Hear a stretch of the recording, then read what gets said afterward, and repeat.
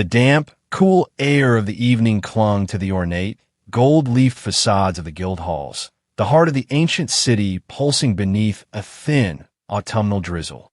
Inside the Palais des Beaux-Arts, the temperature was several degrees warmer, humid with the breath of an expectant, impeccably dressed audience. The hall was a kaleidoscope of muted colors, deep crimsons, dusty velvets, and the polished black of 100 tuxedos, all focused on the solitary figure standing beneath the sharp glare of the stage lights. Mikhail Bezverkhny. He was a picture of controlled intensity, the famed Soviet violinist, a laureate of the prestigious Queen Elizabeth competition. Tonight, his final required performance on this European tour was reaching its climax.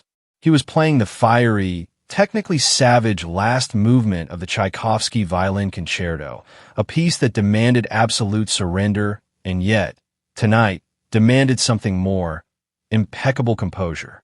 Mikhail's 1731 Stradivarius, a loan from the Soviet state, was tucked firmly beneath his jaw, the wood warm against his skin. His bow arm was a blur of motion, tearing through the complex arpeggios and double stops. The sound wasn't just music, it was a physical force, a desperate cry channeled through 4 strings. But for Mikhail, the music was a shield. It was the only place in the entire venue where he could truly hide. His eyes, perpetually moving, darted between the sheet music, the conductor's baton, and the far, darkened reaches of the balcony. He wasn't looking for approval. He was looking for them. Pavel and Boris.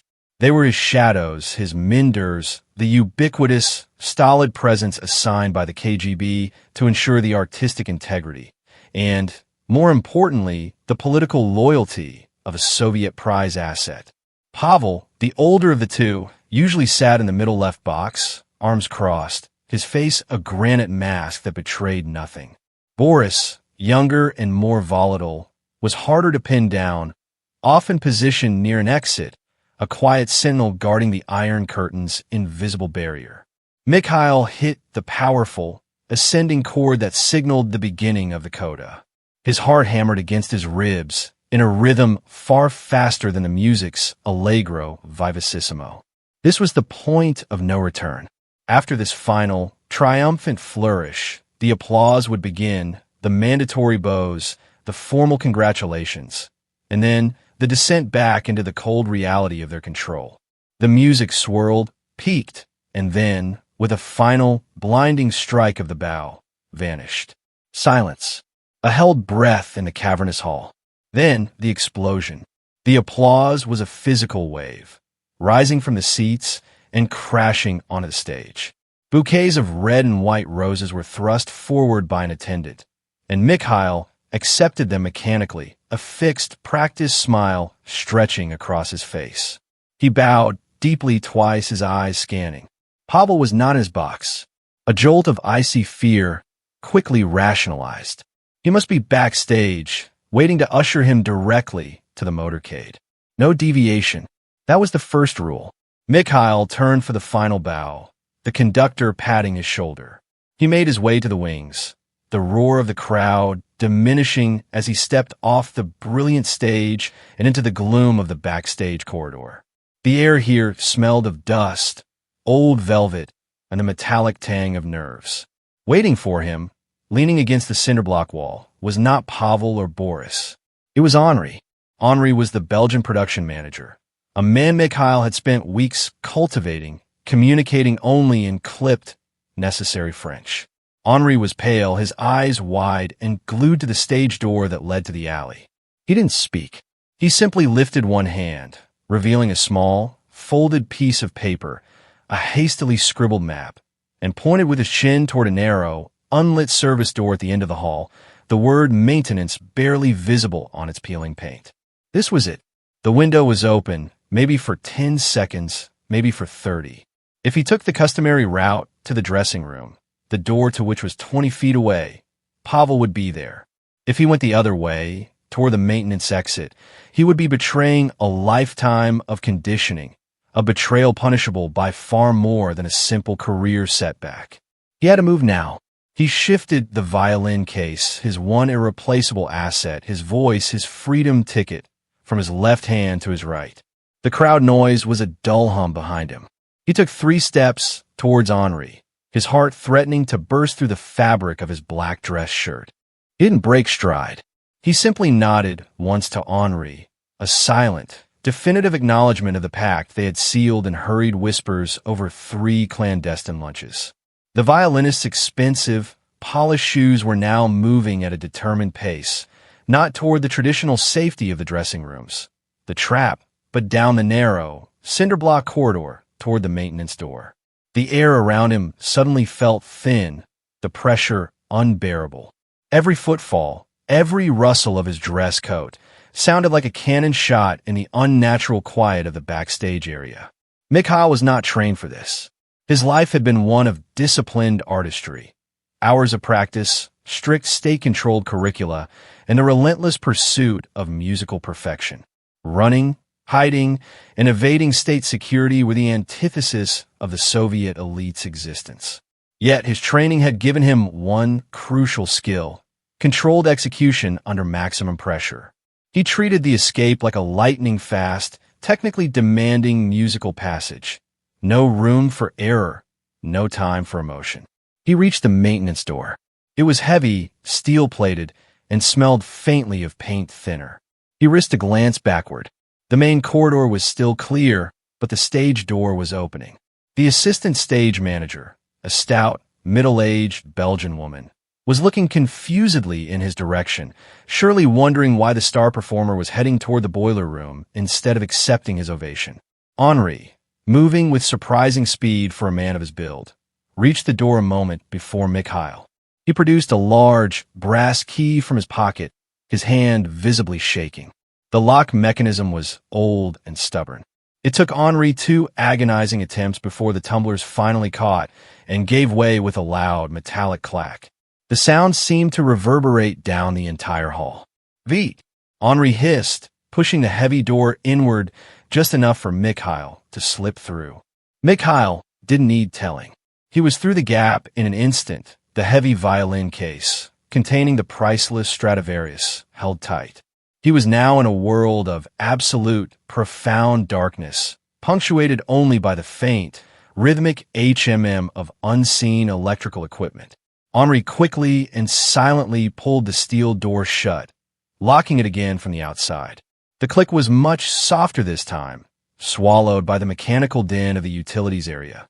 Mikhail stood pressed against the inside of the door, his heart hammering against the cool steel. He could hear Henry's low voice outside, quickly attempting to deflect the now concerned stage manager. "Na, madame. Il a pris l'autre sortie.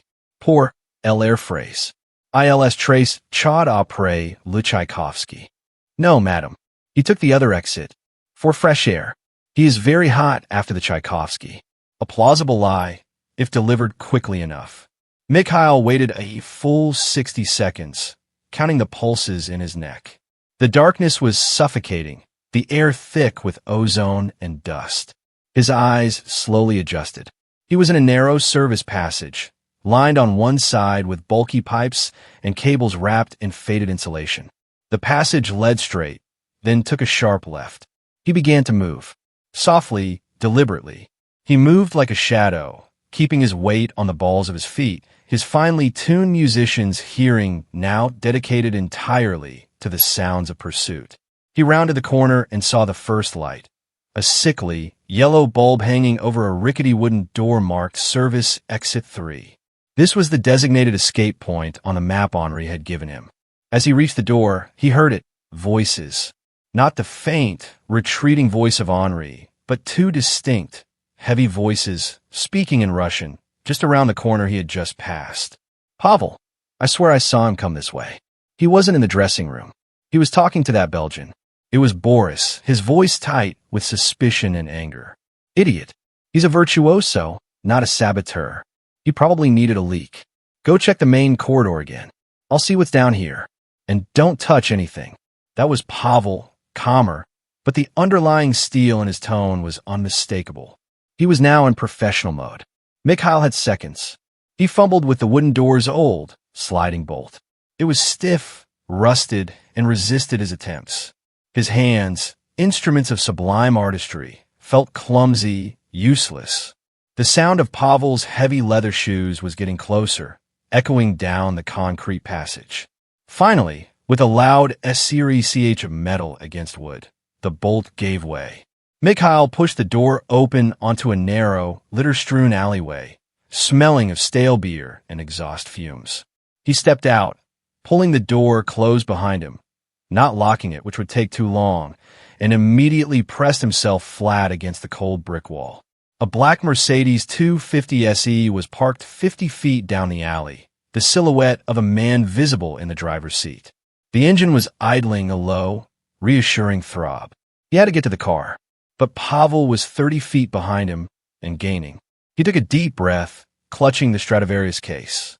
This was the cadenza, the moment of improvised, terrifying freedom. Mikhail didn't run. Running was amateurish. Running invited noise and attention.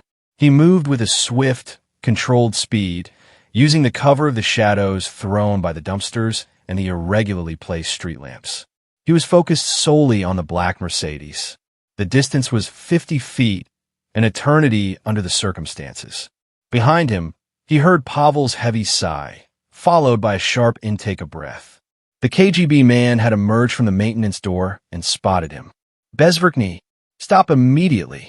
Pavel's voice, usually a low growl, was now a sharp professional command, cutting through the damp air.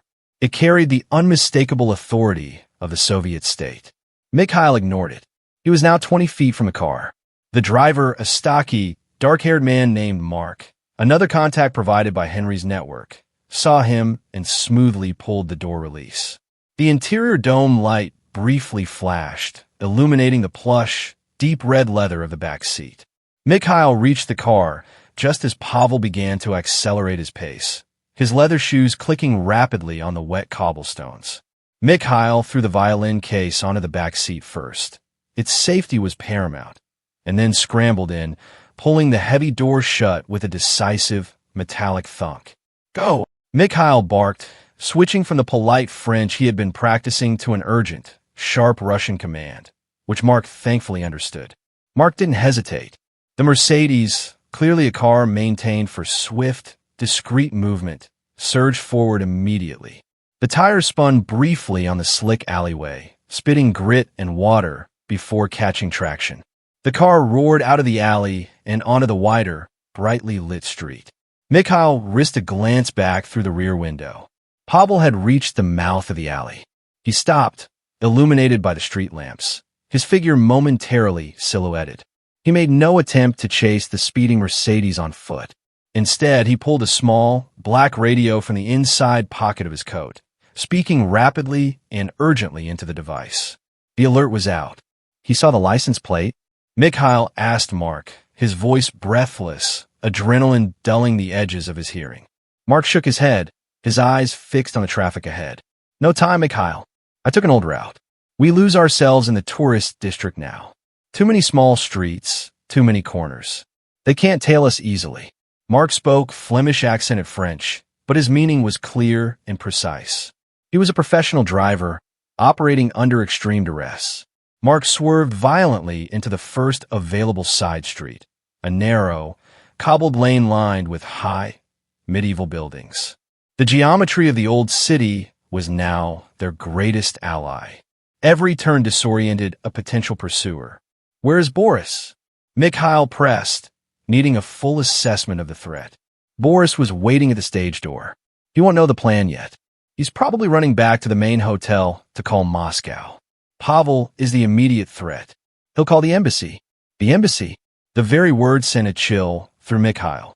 The Soviet embassy in Brussels had official diplomatic immunity, but it also held personnel dedicated solely to recovering Soviet assets who strayed. They would have cars, radio communication, and the blunt force authority of the state behind them. The game was now a race against the diplomatic clock.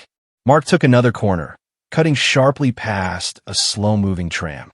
The Mercedes was clearly too powerful and fast for these tight city streets, but Mark handled it masterfully, pushing the envelope without risking a crash that would instantly expose them. Mikhail reached down and opened the violin case on the seat beside him, confirming the Stradivarius was intact, nestled safely in its plush blue lining. It wasn't just an instrument. It was his passport to the West, the tangible proof of his artistry and value. It was the only thing the KGB truly valued about him. If he didn't have the violin, he was just another nobody defecting. With it, he was a headline, a propaganda coup. The plan is still the farm? Mikhail asked. Yes. An hour outside the city, near Ghent. It's a safe house run by an old family. They are trusted. They have a lawyer waiting there, a friend of Henry's. When we reach the farm, we make the call to the police and the Belgian Interior Ministry. That is the moment of defection. Mikhail nodded, swallowing hard. Until they reached the farm, he was merely an unauthorized tourist. Once he contacted the Belgian authorities, he became an asylum seeker, an act of profound and irrevocable political rebellion. Mark suddenly slowed the car, braking sharply. They were momentarily stopped at an intersection, trapped behind a delivery truck struggling to back into a tiny storefront. A car. Behind us, 3 blocks back. Fast. Blue. Mark's voice was low, his eyes scanning the side mirrors. Mikhail twisted in his seat. The blue car was moving aggressively, ignoring traffic signals. It looked like a standard European sedan, but the way it moved, purposeful, rapid, and unconcerned with safety, marked it as something other than a civilian vehicle. Are they following us? Maybe. We wait and see how they turn when the truck moves. Hold tight. The delivery truck finally cleared the intersection.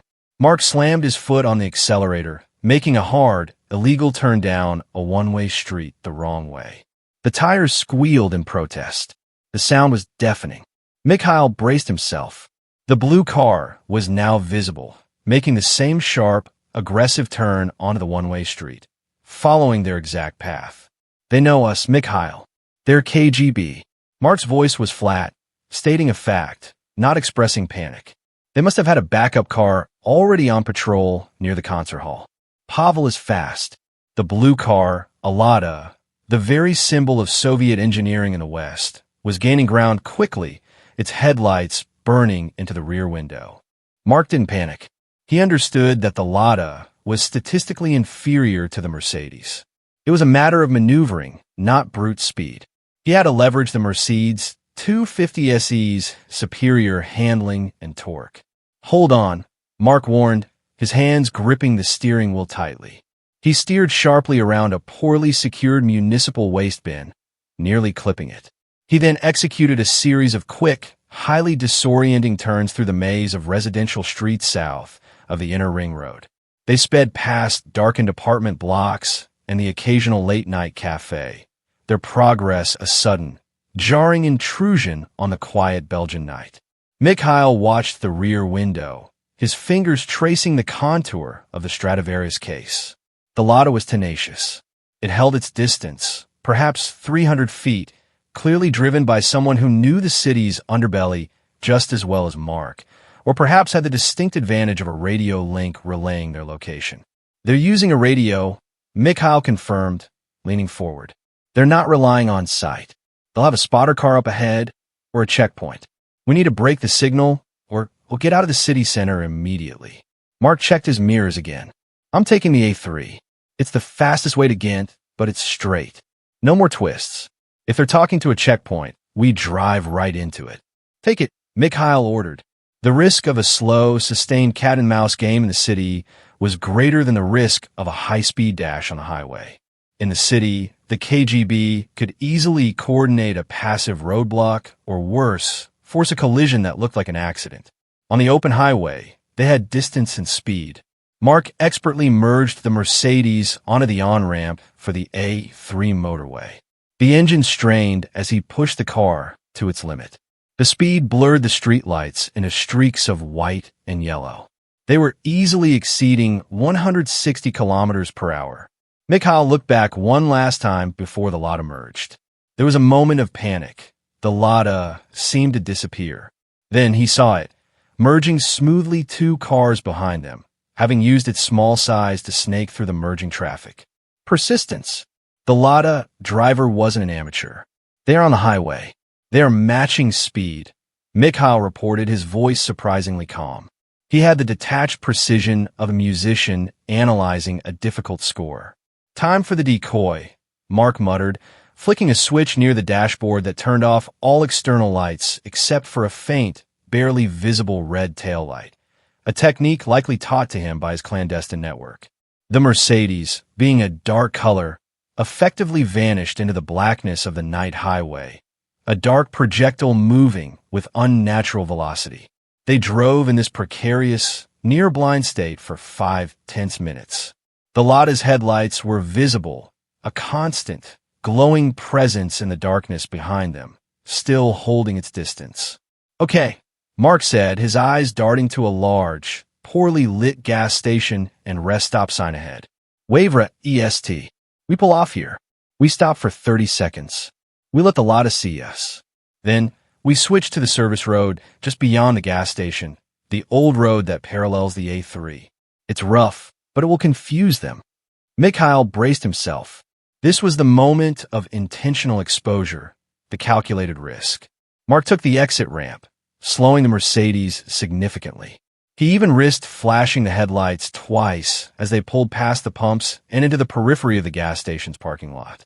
He stopped the car dead, just long enough for the Lada, which was just passing the exit on the A3, to register the distinctive outline of the Mercedes. "They saw us," Mark confirmed. "They're slowing. They're taking the next exit, or maybe they're just going to turn around on the shoulder, which is stupid but fast." Before the Lada's driver could make a decision, Mark floored the Mercedes again. He didn't turn back toward the A3. Instead, he drove rapidly around the back of the rest stop building, past the dark, closed truck bays, and onto a crumbling, unpaved track barely wider than the car. This was the service road. The ride instantly became rough and jarring. The expensive suspension of the Mercedes protested, and the car bounced violently, throwing Mikhail against the leather seat. He gripped the violin case, protecting the Stradivarius from the jolting impact. "They'll think we stopped for fuel or a breakdown. By the time they check the lot, we'll be too far down this road for them to follow quickly," Mark explained, his teeth gritted as they hit a deep pothole. Mikhail, looking back, could see the lights of the rest stop receding into the night. Then, 90 seconds later, he saw it. The distinctive, aggressive headlights of the Lada pulling into the gas station's lot, braking hard, its driver looking around wildly. The decoy had worked. They had bought themselves crucial minutes. "Now, we push the speed here. We link back to the main road outside Leuven. It's 30 minutes of rough road, but we are isolated. No radio signal here to track us by the road. They'll have to rely on their own search." Mark focused intently on the treacherous track ahead. Mikhail allowed himself a brief moment of exhale. He ran a hand over the violin case. The instrument, his art, the very core of his identity, was leading him to freedom. Yet, the price for that freedom was a desperate, high-stakes gamble against the resources of a superpower. The old service road was exactly as Mark had described, a gauntlet of loose gravel, sharp rocks, and surprising elevation changes. The Mercedes 250 SE, built for the smooth autostradas of Western Europe, was now being punished. Every metallic groan and squeak from the chassis amplified the tension within the car. Mikhail kept one hand firmly on the Stradivarius case, cushioning it against the rhythmic, violent jolting. He felt every imperfection in the road translated into a corresponding anxiety in his own body. This was a different kind of pressure than the stage. On stage, the pressure was internal, a fierce struggle for perfection against the finite reality of human capability. Here, the pressure was external, cold, and lethal. It was the weight of the Soviet state closing in. For the first 15 minutes, the silence in the car was broken only by the engine's labor and the continuous spray of gravel hitting the undercarriage. Mikhail looked out the window at the absolute blackness of the Belgian countryside. There were no lights, no homes, just the faint outline of fields and the oppressive, starless sky. This isolation was a double-edged sword. It shielded them from immediate detection, but also meant they were utterly alone should the car fail, or should the Lada somehow backtrack and find this hidden road. Mikhail used the momentary reprieve to run a cold, logical assessment of the situation, a habit forged by years of navigating the bureaucratic and political pitfalls of the Ministry of Culture. Asset value, high. He was a globally recognized artist, a recent Queen Elizabeth winner. His defection would be a massive propaganda loss for the USSR. KGB response, immediate and aggressive. Pavel's swift action proved that. They wouldn't stop at a mere chase. They would employ diplomatic pressure, likely contacting the Belgian Foreign Ministry by morning, demanding his return based on visa requirements or fabricated charges. The goal, reach the farm before dawn and, critically, establish contact with Belgian authorities and a reputable lawyer before the Soviet embassy could issue a formal, state-level demand for his return to custody. The lawyer was the linchpin. The law had to supersede the geopolitical power play. He turned to Mark, who was hunched over the wheel, focused with unnerving intensity. Mark, when we reach the farm, how certain are we of the protection? Will the police move fast enough? Mark glanced at him, his face illuminated briefly by the pale green glow of the dashboard instruments. Henri has arranged everything. The family is politically neutral, known, and reliable. The lawyer, Monsieur Dubois, is waiting. He specializes in immigration and high-profile asylum cases. He is ready to call the Minister of the Interior's office directly. We must call before the Soviets do, Mikhail stated, emphasizing the crucial timing. We will, Mark promised. But there is something you must understand, Mikhail. If they catch you before you speak to the authorities, it's not simply a matter of dragging you back to the embassy. The KGB will likely discredit you first. They will say you had a mental breakdown, that you were drunk, or that you attempted to steal the Stradivarius, which technically belongs to the state. The chilling reality of this sank in. The KGB wasn't just looking for a body. They were looking to control the narrative. If they could paint him as a thief or a madman, his defection would lose all its propaganda impact in the West, and he would be ruined even if he survived to claim asylum. The violin, Mikhail murmured, looking down at the case. That's the evidence of my intent. I did not steal it. I am preserving it. It is proof I am acting as a professional, not a criminal. He reached into his inner breast pocket and pulled out a small, leather-bound notebook. It contained a meticulous, handwritten log of his travel funds, his concert schedule, and, more importantly, a detailed, coded list of the names of other Soviet artists who had expressed quiet frustration with the restrictions imposed by the Ministry of Culture. This was his other weapon, not just his own story, but the implicit threat to expose the widespread discontent among the USSR's artistic elite. Suddenly, the Mercedes hit a severe bump. The whole car shuddered. Mark swore under his breath in Flemish. What was that? Mikhail asked sharply. Pothole, Mark ground out. But the steering feels loose. I think we blew a tire, or maybe damaged the alignment.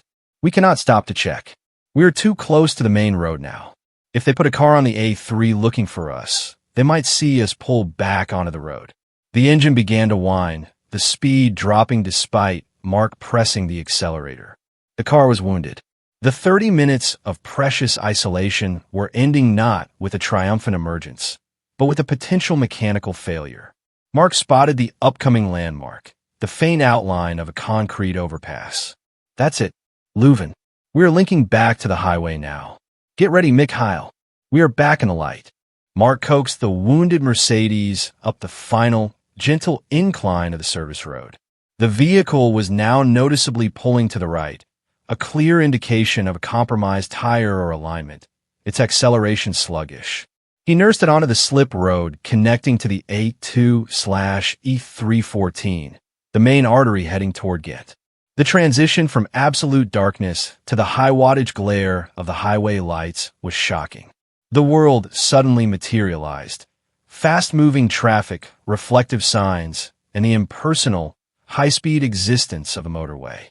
Mikhail felt exposed, as if the lights were spotlights shining directly on his deception. We need to blend in, Mark stressed, struggling with the steering wheel, which was vibrating violently. He kept the Mercedes in the rightmost lane, matching the speed of the slower trucks, trying to appear utterly unremarkable. The goal was to avoid attracting the attention of local police patrols, who might spot the damaged vehicle and stop them for a routine check. A disastrous outcome that would give the KGB the exact time and location they needed. Mikhail leaned forward, checking the rearview mirror, his gaze sweeping the lanes behind them. For several agonizing minutes, there was nothing unusual, just the normal flow of late-night commerce and travel. A German truck, a few family sedans, and the occasional blast of a fast-moving sports car. Then, about 3 kilometers past the Lervenzuid exit, he saw it. Not the Lada from before, which was likely still searching the rest stop, but a newer, heavier sedan, a black Volvo, moving at a consistently higher speed than the surrounding traffic. It was closing the distance too quickly, weaving through traffic with an almost military precision that was deeply unsettling.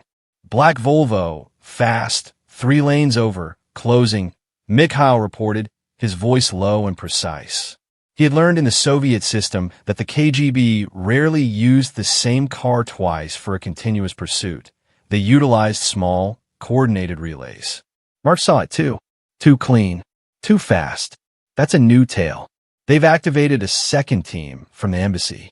They're trying to get ahead of us and set up a pinch point. The Volvo was now abreast of them, moving parallel in the fast lane.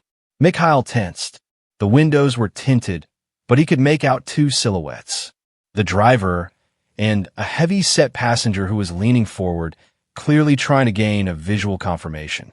It was a terrifying, heart-stopping moment of recognition. The passenger leaned closer to his window, momentarily cupping his hand around his eyes to block the light reflection. Mikhail immediately recognized the man's profile, Boris. Not the younger, volatile Boris he had expected, but a hardened, older KGB operator with the same name, a notorious fixer within the Brussels diplomatic circuit, known for his ruthlessness and organizational skill. Boris saw him. There was no doubt. Boris's hand snapped down, and Mikhail saw the movement of the man's mouth, shouting something inaudible above the rush of the wind and the highway noise. The Volvo then performed a dangerous maneuver, cutting sharply across 2 lanes of traffic without signaling, forcing a truck driver to slam on his air brakes. The truck horn blared a deafening, continuous protest that seemed to last forever. The Volvo was now directly behind them, riding their bumper dangerously close, attempting to intimidate Mark into slowing down or pulling over. The beam of the Volvo's high beams, suddenly activated, flooded the Mercedes interior, dazzling Mikhail in the rearview mirror. He's trying to force a mistake, Mark yelled, wrestling with the loose steering. I can't go faster. The suspension is shot. We need a crowd, Mikhail said, thinking rapidly. A populated area. We cannot stop on the highway. We lose everything if we stop here. Mark saw an opportunity. Up ahead, a sign indicated the turnoff for the town of Diest, a small industrial center. Diest. Local roads. It's our only chance to shake them before the Ghent checkpoint. Mark waited until the last possible second, then jammed the wheel left, taking the exit at an unsafely high speed. The tires screeched a long, desperate trail across the tarmac. The Mercedes swayed violently. Mikhail felt the sheer, centrifugal force press him into the seat. The Volvo, however, was clearly anticipating the move. It followed immediately, maintaining the aggressive tail, its powerful engine easily compensating for the late turn. They were now on a 2-lane road, tree-lined and dark, the speed limit dropping rapidly. Mark fought the steering, the pull of the damaged wheel, making every corner struggle. Mikhail, listen to me, Mark said urgently, his breath ragged. Diest town center is 3 kilometers. We need a diversion that will stick, something they have to stop for. Mikhail looked down at the one object he had sworn to protect, the Stradivarius case on the seat beside him. It contained the ultimate propaganda symbol, worth more than his own life to the Soviet state. He thought of the heavy, leather-bound notebook containing the coded names of the dissident artists, still clutched in his hand. If the KGB captured him and seized that list, the fallout would be immense, destroying dozens of lives back in Moscow. He made a terrible, split-second decision that prioritized the lives of others and the protection of his core asset over material possessions. He looked around the back seat. Empty. He saw a sturdy, canvas gym bag used to carry his change of clothes for the post-concert reception. He opened it, grabbed a few heavy items, a spare pair of shoes, a thick, hardbound score, and then, with agonizing haste, he pulled the heavy, incriminating notebook out of his coat and shoved it deep into the gym bag. Mark, slow down just enough. Mark looked at him, confused, but obeyed, tapping the brakes. Mikhail rolled down the window, the sudden rush of cool night air filling the car. He felt the cold steel of the Volvo's bumper right behind them. He took the heavy canvas bag, counted to 3, and with a desperate heave, he threw the gym bag out of the window, aiming for the middle of the road. The bag landed with a dull thud directly in front of the oncoming Volvo. The impact was immediate and satisfyingly loud. The Volvo, tailgating aggressively at a dangerously high speed, couldn't react in time. The driver, a man whose face Mikhail could barely make out, but whose sudden, violent swerve was unmistakable, hit the heavy canvas bag. The Volvo's front wheel rolled directly over the dense bundle of shoes and the heavy score, causing a sharp, sickening jolt to the suspension and a loud crunch that echoed the sound of breaking plastic and metal beneath the tires. The KGB driver slammed on the brakes. The Volvo skidded violently, its tires smoking as it fishtailed on the dark, narrow road. It came to a grinding halt about 50 feet behind the Mercedes, momentarily blocking the entire road. Did they stop? Mark shouted over the protesting whine of the Mercedes engine, which was struggling to accelerate again. Mikhail twisted in his seat. The Volvo's brake lights, brilliant red in the darkness, were fixed. He could see 2 doors fly open simultaneously. Boris, the heavy-set operative, and the driver, both leaping out onto the road. They were agitated, scanning the empty highway around their car. They're out. They stopped. Push it, Mark, now. Mark didn't need further urging. He jammed the accelerator to the floor. The Mercedes, wounded but still powerful, surged forward, its damaged while pulling fiercely to the right. Why stop for a bag? Mark asked, confused. It was just luggage. It wasn't luggage, Mark. It was bait, Mikhail replied, breathing rapidly. I put the notebook inside. The list of names. If they see a bag drop, they instantly assume it contains something vital, something that could compromise their operation or their network. They must retrieve it. It's a higher priority than catching me, momentarily. It was a cold calculation, gambling on the KGB's obsession with intelligence and preventing leaks. The moment Boris saw the heavy canvas bag, his immediate, state-conditioned response would be to secure and analyze it, believing it contained crucial defectors' information or state secrets. The delay gave the Mercedes a precious, unobserved lead of perhaps 30 seconds. Mark used it expertly, pushing the car's speed to the limit as they approached the outskirts of Diest. The streetlights returned, illuminating a small, quiet, industrial town. Mark navigated a large, dimly lit traffic circle, taking the turn that led directly into the heart of the older section of Diest, where the streets were narrow and winding, perfect for confusing a pursuer. We need to get off these main roads, Mark stressed, spinning the wheel to the left. The Mercedes lurched onto a street marked Kirkstraat, Church Street. They sped past rows of brick houses, their windows dark, and the town's small market square. Diest was almost entirely asleep. Suddenly, a blinding flash. Local police, Mark hissed, pointing. A police Opel sedan, parked inconspicuously near the main clock tower, had flashed its lights once. They hadn't initiated a chase, but they had certainly registered the speeding Mercedes with its damaged tire. They're already looking for us, or looking for something, Mikhail realized. This was a critical complication. The local Belgian police were not affiliated with Henry's political network. They were an unknown variable, a speed trap that could stop their entire defection. Mark took a desperate measure. He abruptly turned off the headlights, plunging the Mercedes into shadow, and cut the engine's throttle, allowing the car to coast rapidly down a slight decline. He then veered into a tiny, unlit side alley between a baker's shop and a pharmacy. He slammed the car into a space barely wider than the Mercedes itself, killing the engine entirely. Absolute, profound silence. The only sounds are the frantic pounding of Mikhail's heart and the ticking of the cooling engine. Out. Now, Mark whispered, urgency radiating from him. On foot. The police are looking for a fast, dark car. We wait 5 minutes. They won't look in an alleyway this tight. Mikhail grabbed the Stradivarius case, pulling it out with him. The cool night air hit his face.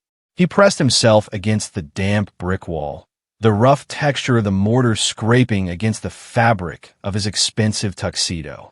Less than a minute later, the silence was shattered. The roar of the Volvo's engine echoed off the buildings. It sped past the mouth of the alley, Boris leaning out of the passenger window, his eyes wide and desperate, scanning the main street ahead. The Volvo vanished around the next corner, continuing the high-speed search. They had missed the Mercedes by less than 50 feet. Mikhail looked at Mark, his face pale in the faint light filtering from the main street. "We have to change cars," he stated, the realization hitting him with the force of a hammer blow. "The Mercedes is compromised. They know the model, the license plate, and they're expecting us on the road to Ghent." Mark nodded, pulling a set of keys from his pocket that were clearly not for the Mercedes. Henri prepared for this. An alternate plan. A Plan B vehicle. It's parked 3 blocks from here, near the train station. A simple, gray Renault 4. Unremarkable. We walk. The move from the sleek, dark Mercedes to the dusty, cramped alleyway was a descent back into reality.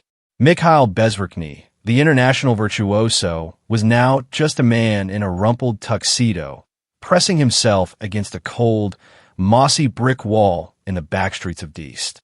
He adjusted his grip on the Stradivarius case, the instrument's wooden interior protecting the delicate varnish from the harsh reality of their desperate scramble. Mark, who seemed to shed his nervous energy the moment he left the driver's seat, moved with the quiet efficiency of a man who had planned for contingency.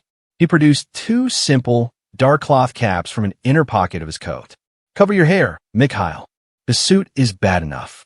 The hair is too distinctive," Mark ordered in a low, conspiratorial whisper. Mikhail pulled the cap on. It was crude, itchy wool, a shocking contrast to the silk-lined world he inhabited just hours ago. He looked at his reflection in the dark, dusty window of the closed bakery. The face of a celebrated musician was now disguised as a shadow, a common man in the night. They began their journey on foot, moving out of the alley and into the narrow, quiet back streets of Diest, hugging the walls, staying clear of the weak pools of light cast by the antique street lamps. The silence was their enemy and their friend. It meant no one was immediately pursuing them, but also meant any accidental sound they made, a dropped key, a scuff of shoe, would carry far. The Diest railway station was their destination, a grand, soot-stained structure built during Belgium's industrial age. As they approached the main avenue leading to the station, the activity level subtly increased. A few taxis idled, waiting for the last regional train. More concerning, however, was the sight of a marked Belgian police car slowly patrolling the street, its headlamps sweeping methodically across the facades of the buildings. The local police were clearly acting on the initial sighting of the speeding Mercedes. "Slow down. We are ordinary travelers waiting for a late train," Mark instructed, pulling Mikhail close to the dark awning of a closed bistro. "Walk naturally. Don't look at the police car." Mikhail felt the urge to hunch his shoulders, to hide his face, but knew that excessive furtiveness would only draw attention. He forced himself to adopt an air of bored frustration, the typical affectation of a traveler whose plans have been ruined by a delay. He adjusted the Stradivarius case. It was the only item that betrayed his true status, but it was also the one item he could not let go of. The police car passed, slow and deliberate, before turning into the station parking lot. They had made it through the first gauntlet. The Renault 4 is in the long-term parking, far corner. "Gray, nondescript," Mark said, leading them across the main square toward the deserted concrete expanse of the lot. The sight of the Plan B vehicle was jarring. The Mercedes was a fortress, fast and commanding. The Renault 4 was the complete opposite, a boxy, ancient, faded gray economy car, clearly years past its prime. It was the epitome of forgettable, blending into the landscape of aging European vehicles. Mark unlocked the passenger door with a cheap, thin key. The lock mechanism groaned. "Get in quickly. Throw the case in the back," Mark commanded. Mikhail slid into the stiff vinyl passenger seat. It smelled of cigarettes and old cloth. He gently placed the Stradivarius case on the narrow, dusty back bench, covering it quickly with a threadbare blanket Mark produced from beneath the seat. Mark slid behind the wheel and turned the key. The engine coughed once, then twice, before finally catching with a rattling, uneven sputter. The sound was loud enough to wake the dead, or at least alert any nearby KGB patrols. "We need to get to Ghent and that farm before sunrise," Mikhail urged, his patience thinning with the mounting stress. "We will," Mark affirmed, reversing the vehicle out of the space with a theatrical crunch of the gears. "But we're taking only small, secondary roads now. No highways, no lights. We're going to become invisible." Mark steered the struggling Renault 4 out of the parking lot and back onto the main road. He drove slowly, deliberately, obeying every single traffic law. They were no longer the hunted. They were a barely noticed ghost. However, as they drove past the edge of the station yard, Mikhail caught a flicker of movement in the shadows near a public telephone booth. A payphone. A man was standing there, tall, dressed in a long, dark coat, holding a small, metallic antenna. Not a police officer. He was speaking rapidly into the phone, but more critically, his head was turned, tracking the slow, rattling passage of the distinctively boxy, gray Renault 4. Mikhail met the man's gaze for a split second. The man was an obvious KGB surveillance operative, likely placed near the train station or bus terminal, anticipating that a desperate defector would use public transport to flee the city. He wouldn't know the exact car, but he would certainly register any strange movement or sound in the deep quiet of the night. Mark was already turning onto the next side road. "Mark," Mikhail said, his voice flat with sudden dread. "We were spotted. Not identified, but seen. A spotter near the phone booth. He saw the Renault. He's reporting a change of vehicle and location." The clock was reset. The margin of safety they had just bought with the decoy bag and the alley hideout was gone.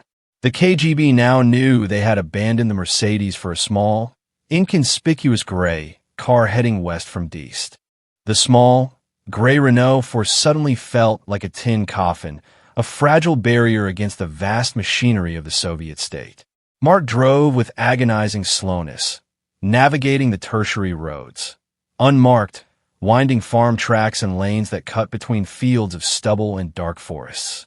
The old car rattled and sputtered, its progress painstakingly deliberate, rarely exceeding 50 kilometers per hour. This speed was both their protection and their greatest liability. It kept them inconspicuous to local traffic, but it ate away at the crucial time needed to reach the safe house near Ghent before the KGB could effectively mobilize their provincial networks. "The report will have gone up the chain immediately," Mikhail analyzed, staring out at the monotonous darkness. "They know the type of vehicle and the direction. They will be setting up a loose net across the area between Diest and Ghent. Simple road stops, likely managed by their local informants or friendly police contacts." "We stick to the plan," Mark replied, his voice strained from the constant effort of keeping the sluggish Renault on the bumpy tracks. "The farm is the only option. Once we're there, we can engage the lawyer and the Ministry of the Interior. The law is slower than the KGB, but it's stronger." He checked the cheap, analog clock on the dashboard. 2:40 a.m. They had been on the run for over 3 hours since the final chord of the Tchaikovsky concerto. They were less than 40 kilometers from Ghent, a distance that should have taken 25 minutes on the highway, but was stretching into an hour and a half on these back roads. For 20 minutes, they saw no one. Just the occasional field mouse darting across the headlights and the looming shapes of hay barns. Mikhail held the Stradivarius case on his lap, the weight a constant, physical reminder of the stakes. Then, they reached a narrow stone bridge over a small, sluggish canal. As the Renault's weak headlights swept across the far side of the bridge, Mark suddenly slammed on the brakes. The old tires locked up, and the car skidded, pulling violently due to the earlier damage. Blocking the lane directly ahead were two vehicles parked side by side, completely spanning the narrow road. One was a civilian-looking, dark-colored van, its windows opaque and blacked out. The other was a small, unmarked police sedan belonging to the local Ridge SWAT, gendarmerie, its blue beacon light flashing once, a silent, chilling signal. The trap. A perfect, clinical interception using local resources. KGB, Mikhail stated, though he saw no Soviet license plates. The local police are either compromised or simply obeying a high-level, urgent security request from the Soviet embassy. Mark quickly slammed the Renault into reverse, spinning the wheel, trying to backtrack, but the rough, gravel road made the maneuver slow and clumsy. Before he could gain speed, a third car emerged from the darkness of a sidetrack behind them, a battered, nondescript Peugeot. It blocked their reverse path. They were boxed in. "Game over, Mark," Mikhail whispered, a strange sense of exhaustion washing over him. He gripped the violin case tighter. He refused to let the instrument, his voice, his career, fall into their hands without a fight. The doors of all three vehicles opened almost simultaneously. From the dark van emerged two large men in dark, heavy overcoats, classic KGB retrieval specialists. From the police car emerged two uniformed Ridge SWAT officers, looking stiff and uncomfortable, clearly out of their depth, but following orders. And from the blocking Peugeot emerged Pavel and Boris, the original Minders. They had bypassed the decoy and used the spotter's information to coordinate this net. Pavel, the senior KGB officer, walked deliberately toward the Renault. He moved with a quiet, lethal authority, his face an expressionless mask.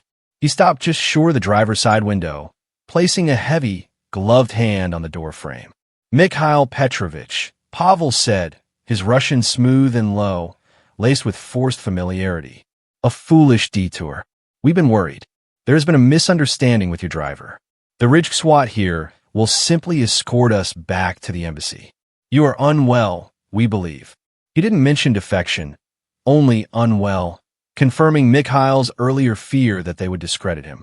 Mikhail looked past Pavel, focusing on the two Ridge SWAT officers. They were holding their hands awkwardly at their sides, their eyes flicking nervously between Pavel's imposing figure and the black van. They were not part of the network, just unwilling participants being leveraged by the Soviet state's diplomatic muscle. Mikhail made a desperate, final appeal, not to Pavel, but to the Belgian officers, switching immediately to French, loud and clear. "Messieurs, je demande l'asile politique immédiatement. Je suis Mikhail Bezverkhny. Je suis un artiste soviétique. ETG demande la protection du Royaume de Belgique. ILS n'est sans pas la police. ILS sans le KGB. Gentlemen, I demand political asylum immediately. I am Mikhail Bezverkhny. I am a Soviet artist, and I demand the protection of the Kingdom of Belgium. They are not the police. They are the KGB." The declaration hung in the cold night air. The two Ridge SWAT officers froze, exchanging terrified glances. They had been told they were assisting with the recovery of an unauthorized traveler and an embassy asset. They had not been told they were intercepting a high-profile defection. Pavel reacted instantly. He reached into the Renault's open window and grabbed Mikhail's arm with a strength that belied his calm demeanor. "Quiet, Mikhail. You are delirious. We are leaving now." Mikhail resisted the pull, bracing his foot against the doorframe. He knew this was the moment of decision. The Belgian officers were now hesitating, their simple orders completely undermined by the explicit declaration of political asylum. In the ensuing brief, violent struggle, Mikhail was pulled halfway out of the car. The Stradivarius case tumbled from his lap, striking the metal door frame with a sickening, high-pitched clang before falling onto the gravel road. The sound of the Stradivarius hitting the metal and then the gravel was like a physical blow to Mikhail. It was a sound that represented the collapse of his entire world, the physical risk to the centuries-old instrument, and the immediate, undeniable proof of the violent nature of the interception. Pavel's grip on Mikhail's arm tightened, steel pincers dragging him out of the low-slung Renault. Boris and the two heavy-set retrieval specialists from the van moved in quickly, forming a human barrier between the scene and the two shell-shocked Ridge SWAT officers. "Stop this lunacy, Mikhail. The violin is safe. We will take care of it," Pavel hissed, attempting to sound concerned while simultaneously exerting maximum force. He was trying to minimize the spectacle in front of the local police. But the spectacle had already occurred. "The violin is not safe with you," Mikhail roared, abandoning all pretense of composure and fighting back with surprising, desperate strength. His years of rigorous physical training, necessary for the marathon performances of the Soviet musical circuit, paid off. He twisted, pulling his arm free just enough to point a shaking finger at the two Ridge SWAT officers. "Je demande au gouvernement belge de m'accorder l'asile politique. C'est un enlèvement. Appelez Bruxelles. Appelez le minister. I demand the Belgian government grant me political asylum. This is a kidnapping. Call Brussels. Call the minister." The two Belgian officers, Sergeant Vanderplas and Officer de Smet, were frozen, their training manuals offering no guidance for a high-stakes, politically charged standoff involving the secret police of a foreign superpower and a world-famous artist. They looked at the struggling violinist, the glowering Russians, and the black van, and realized they were aiding an illegal operation. Sergeant Vanderplas, the senior officer, finally broke the paralysis. He took one step back, reaching for the heavy radio mounted on his shoulder strap. "Wait, calmez-vous. This is a political matter. We must confirm our orders." Pavel's face darkened, his control slipping. He had to stop the police from making the call. "Sergeant, this is an internal diplomatic matter.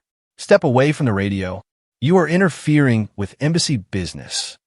Just as the tension peaked, as Pavel began to move toward the sergeant, and Boris bent down, reaching for the Stradivarius case on the gravel, a new, commanding voice cut through the night.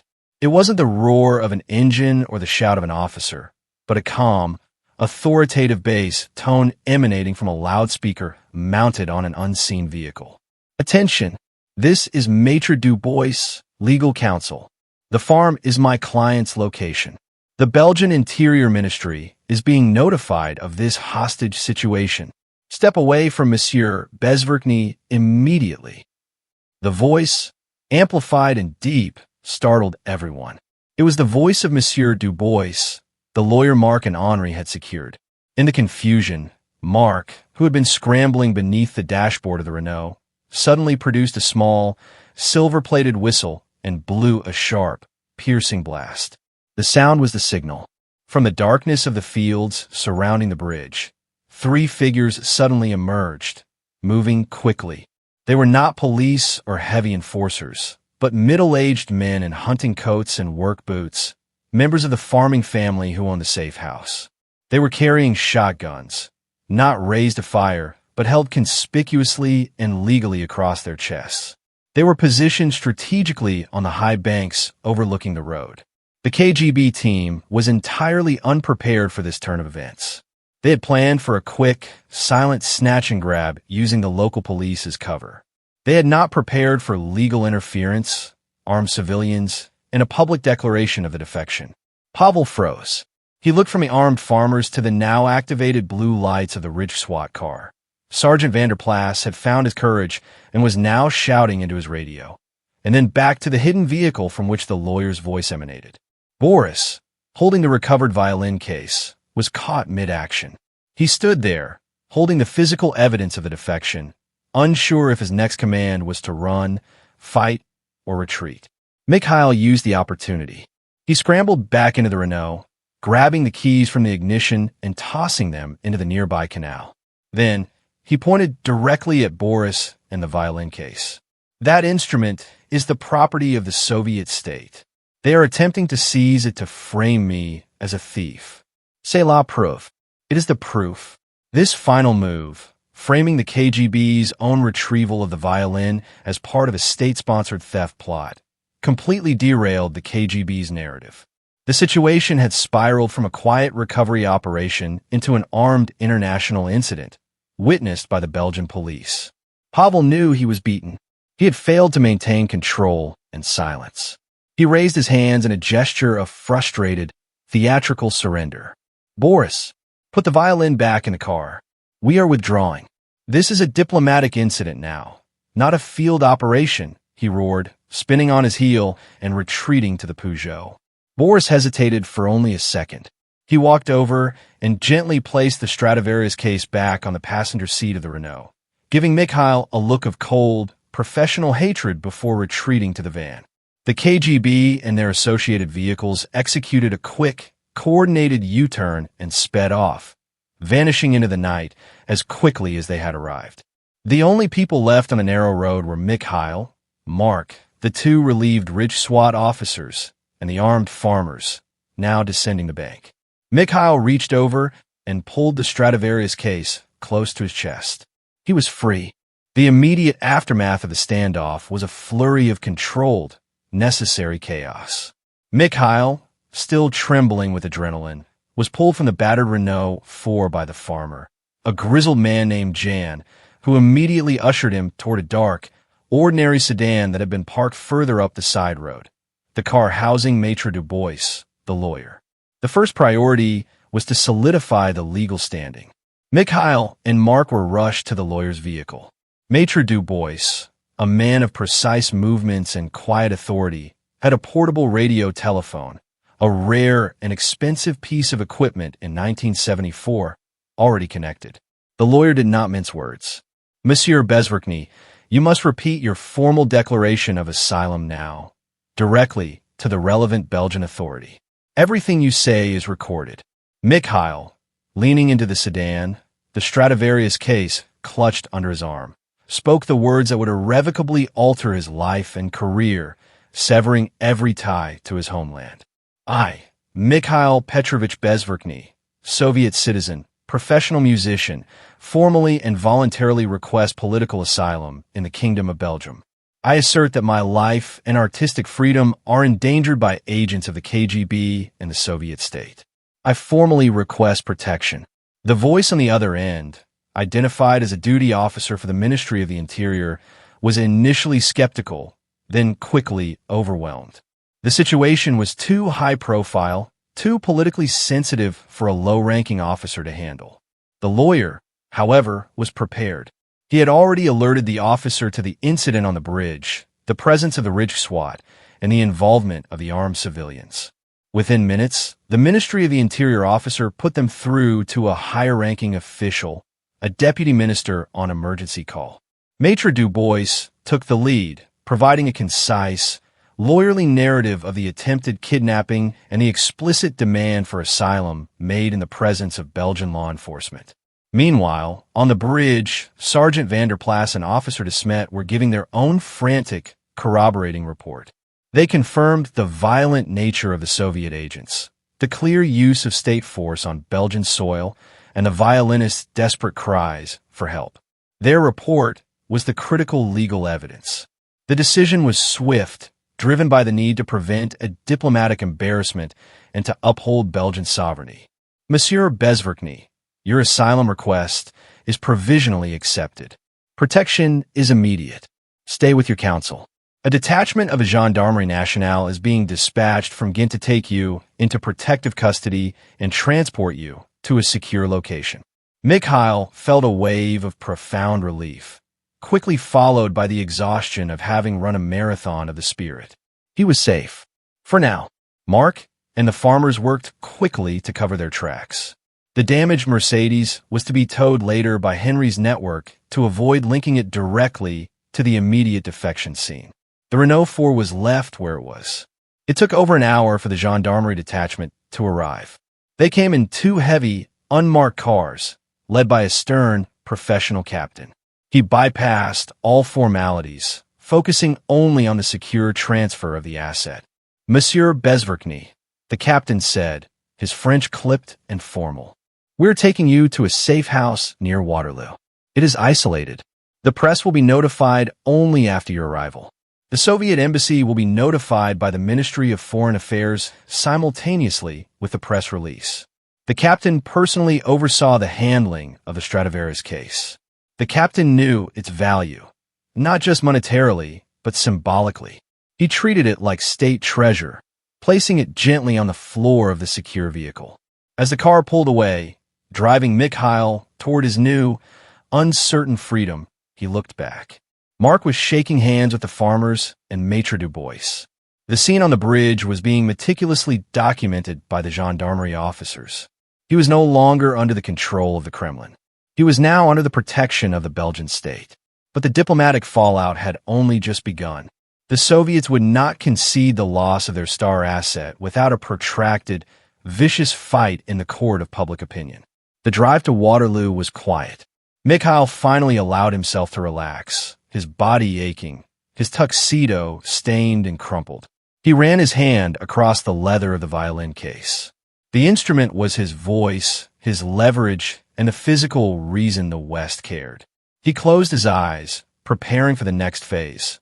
The press conference, the interviews, and the decades-long battle to establish a new life, forever branded as the musician who chose freedom over the gilded cage of the Soviet Empire. The secure location near Waterloo, a secluded, heavily guarded villa, felt less like a safe house and more like a political decompression chamber. The windows were shuttered, the perimeter patrolled by the Gendarmerie Nationale. Mikhail Bezverkhny was no longer just a man. He was a strategic asset, a piece in the geopolitical chess match of 1974. He spent the remaining hours before dawn giving his full statement to a team of senior Belgian security and intelligence officials. Maitre Dubois was present, meticulously ensuring every detail was legally sound, focusing heavily on the attempted forcible seizure on Belgian soil, the undeniable proof of KGB operational overreach. As the sun finally rose over Belgium, turning the sky a muted, hopeful gray, the machinery of international diplomacy and propaganda lurched into motion. At 9 a.m. sharp, the Belgian Ministry of Foreign Affairs issued a crisp, formal statement announcing that Mikhail Bezverkhny had been granted provisional political asylum, citing the unacceptable use of force by unauthorized foreign agents on the night of September 15th. Simultaneously, Maitre Dubois convened an emergency press conference in Brussels, where he detailed the violent confrontation on the bridge, the foiled kidnapping, and the crucial fact that the KGB had attempted to seize the Stradivarius to frame his client as a common thief. The reaction was immediate and explosive. In the West, Bezverkhny's defection became front-page news. Virtuoso escapes KGB in Brussels thriller, the headline screamed. He was hailed as a hero of artistic freedom. His act a potent symbol of the intellectual starvation and political repression stifling creativity behind the Iron Curtain. The tale of the high-speed chase, the decoy bag, and the confrontation with armed farmers became legendary overnight, a Cold War espionage story set to a Tchaikovsky soundtrack. The Soviet embassy in Brussels was ready with its counter-narrative. Within hours, they issued a furious diplomatic note to the Belgian government, demanding Bezverkhny's immediate return. Their statement, broadcast across the wire services, dismissed the defection as a temporary mental aberration of an artist suffering from nervous exhaustion due to the rigors of his tour. They asserted that the violinist had been temporarily misled by Western provocateurs and, critically, that he had stolen the state-owned Stradivarius, an irreplaceable cultural asset. The violin became the centerpiece of the propaganda battle. The KGB claimed Bezverkhny was a criminal who valued personal profit over his socialist duties. The West countered that the KGB's obsession with seizing the violin proved their cynicism. They cared more for a piece of wood than the human spirit that brought it to life.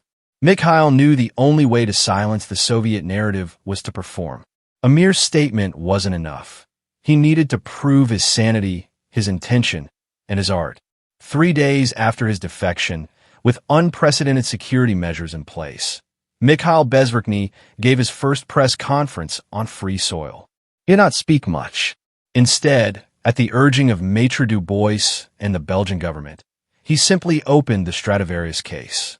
The camera lenses focused, the shutters clicked relentlessly, documenting the priceless instrument. He took the violin, tuned it with a quiet, practiced professionalism, and without accompaniment or fanfare, began to play. He chose a passage from Bach's Chaconne, a piece of sublime, solitary introspection, music that speaks of profound sorrow, persistence, and transcendence. The notes filled the room, pure, unblemished, and utterly defiant. The music was his testimony. It was the sound of an artist whose voice had not been broken by the fear, the pressure, or the attempts at character assassination. He didn't need to argue with the Soviets. The Chaconne was his argument. In the ensuing weeks, Bezverkhny embarked on a triumphant, grueling series of benefit concerts across Europe and America. His first major performance was a sold-out return to the Palais des Beaux-Arts in Brussels, the same stage he had fled just days earlier. The audience stood and cheered for 10 full minutes before he even raised his bow. Mikhail Bezverkhny's impossible concert tour became a historical footnote, not just as a successful defection, but as a symbolic victory for the individual artist against the monolithic state. He was a symbol of the growing rot within the Soviet system, proving that even the most privileged of its citizens would risk everything, career, family, and life itself, for genuine freedom. He remained in the West, continuing his career, never again setting foot on Soviet soil. The Stradivarius, through legal wrangling and a fierce public campaign, was eventually secured for him, with international donors purchasing the instrument from the Soviet Union for a symbolic price, effectively transforming it from a piece of state property into a trophy of freedom. Mikhail Bezverkhny's concert tour was a desperate, chaotic escape, but it delivered one clear, resounding message to the world. The price of silence was too high. The applause for his final, triumphant concert was the sound of the Iron Curtain fracturing, one note at a time.